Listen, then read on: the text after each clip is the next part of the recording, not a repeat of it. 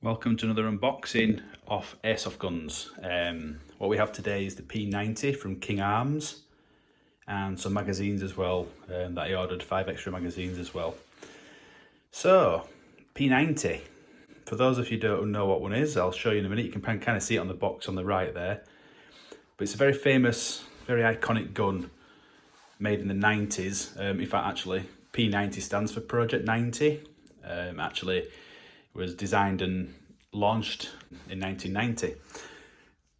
It's been going for 30 years now. Very popular gun, like I said, very iconic gun. You'll probably recognise it from a lot of films. I first was introduced to the gun in The World Is Not Enough, the James Bond film in 1999.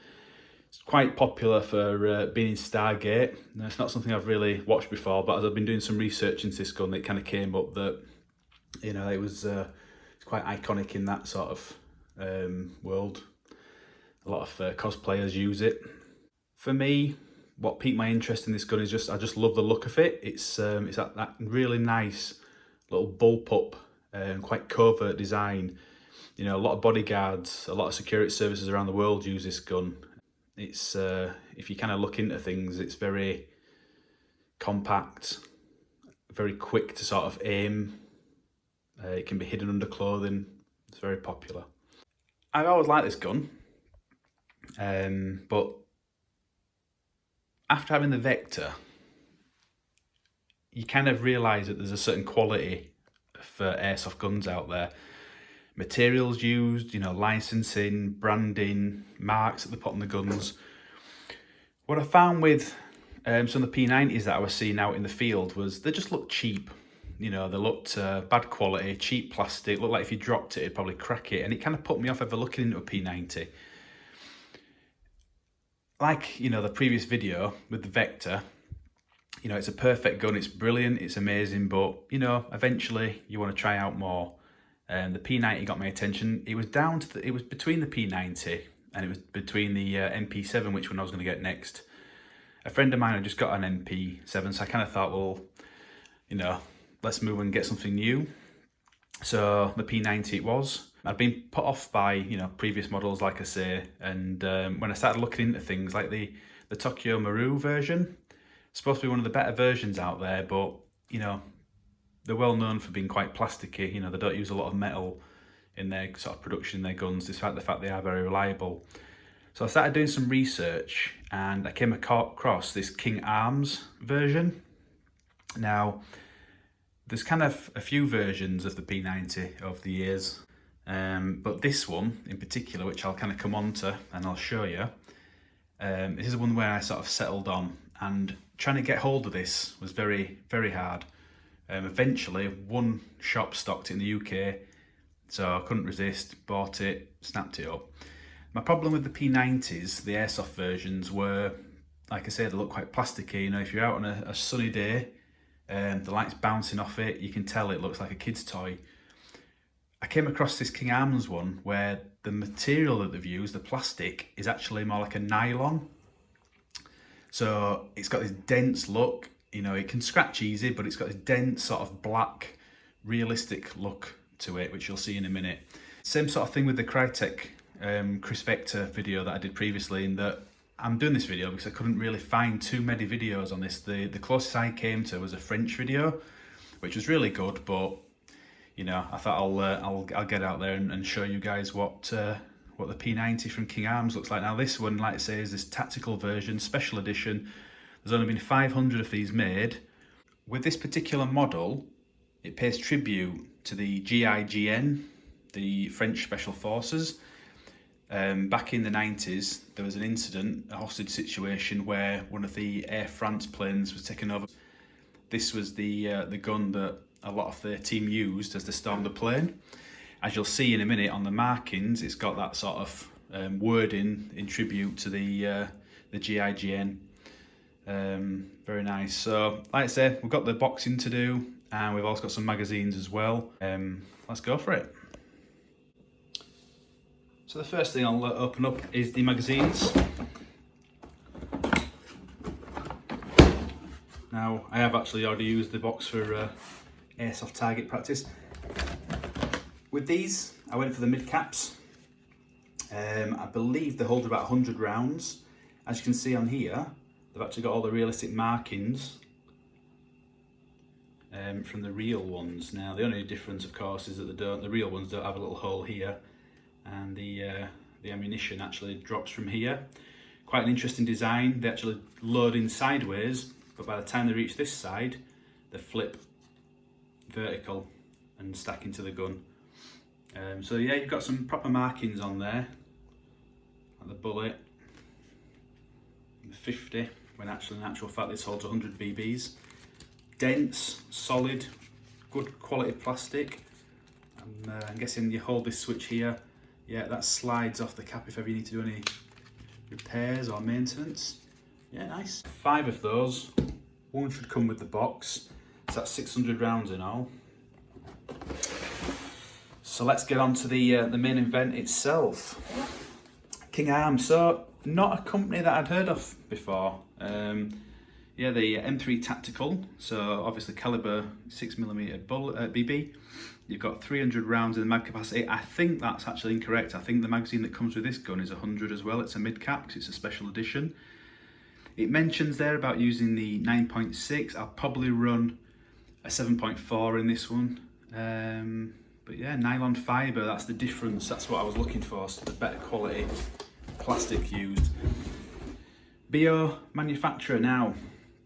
Yeah, not used to these guys, never had a gun from these guys before, but a couple of my friends, when I first started into airsoft, they had a couple of guns run by these guys, and they kind of swear by them. You know, they're very, to this day, despite the numerous guns that we bought, they kind of do come back to saying that the BO is probably one of their favourite guns. So yeah, let's have a look then.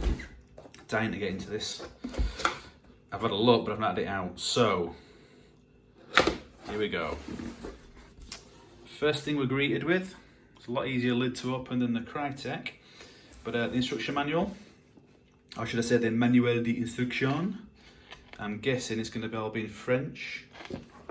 Is it French that? Merci, yes it is.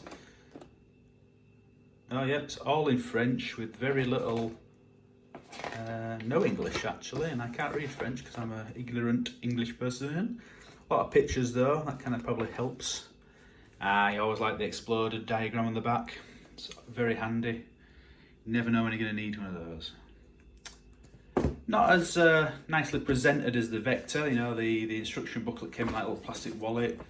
That's, but you know what, still appreciated. So, here we go. Well, you can see the silhouette there as well. Wow. Now that is what I was looking for, that sort of dense matte sort of finish. That's really lovely. Let's have a look. Yeah, this is what I was going back to sort of saying about how there was limited edition. This is the 432nd version. There's only 500 of these. She's been tested 340 feet per second on 0.2 BBs. Okay. You might not be able to see it there, but that's the tribute to the GIGN. As you can see there, the BO, the 8969 actually references the flight number in honour of when the GIGN stormed it. Custom built precision rifle by BO Dynamics, little thing there. Yeah, so I'm just trying to avoid the shadow. Not the greatest lighting in here. Key, now that's interesting. What this key actually does is on here you can adjust the sight. If you can't actually see it yet, but built into this rail it's an iron sight, which is quite interesting. So only other things to mention are, it looks like there's some blocks. I don't quite understand what would go in there. Maybe the magazine was supposed to go in there because it's actually attached to the gun. But from a P90 point of view, these don't look like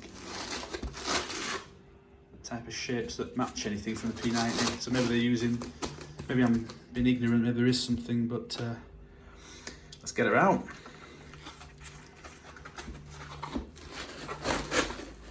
Wow, that is a dense, heavy gun.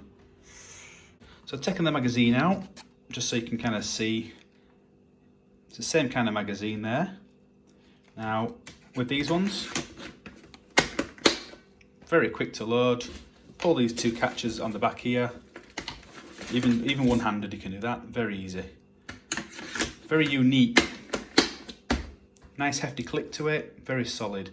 The ambidextrous slide here doesn't do anything, just for show. To be fair, it's got a bit of a cheap sounding spring to it, don't quite like that as much, but we've got the ambidextrous fire select down here. Nice satisfying click, flick to automatic, single shot, safety. This is interesting. I'm not a massive fan of these triggers, but to be fair, feels okay. Not gonna bother me too much, but it's not. I'm more of a fan of your standalone sort of trigger. Cool. You probably won't be able to see the iron sight, but if you can see the little pinprick and the rail, you can probably just about make out the light there. And that's what you're looking through now. It looks crap on camera, but if you actually look through that, you can see your little iron sight at the end, and I won't be using that, but it's pretty decent. Big rail on front. This is threaded, so this can actually come off. You've got your little Allen key screw underneath there, so you can put a silencer on. And I think there's nothing much else to say other than it feels really good. It's going to be quite good in close quarter combat. Nice addition. What I'm going to look at is putting a sling on here. I don't want one that just loops through though, I want one that kind of comes through the thumb. I've been looking before this arrived to see if I can find one. I'm going to struggle with that, so I might have to think about if there's a chance I can maybe make one, if I can't actually order one, and we'll go from there. If I do manage to do that, I'll show you how I've made it, just in case anybody else has the same issue. But yeah, that is the King Arms P90, manufactured by BO, and she's a beauty. She's exactly what I was hoping for. Doesn't look cheap, she actually looks like the real thing. So yeah, any questions, just put them in the comments below and I'll try and answer them, but thanks for watching.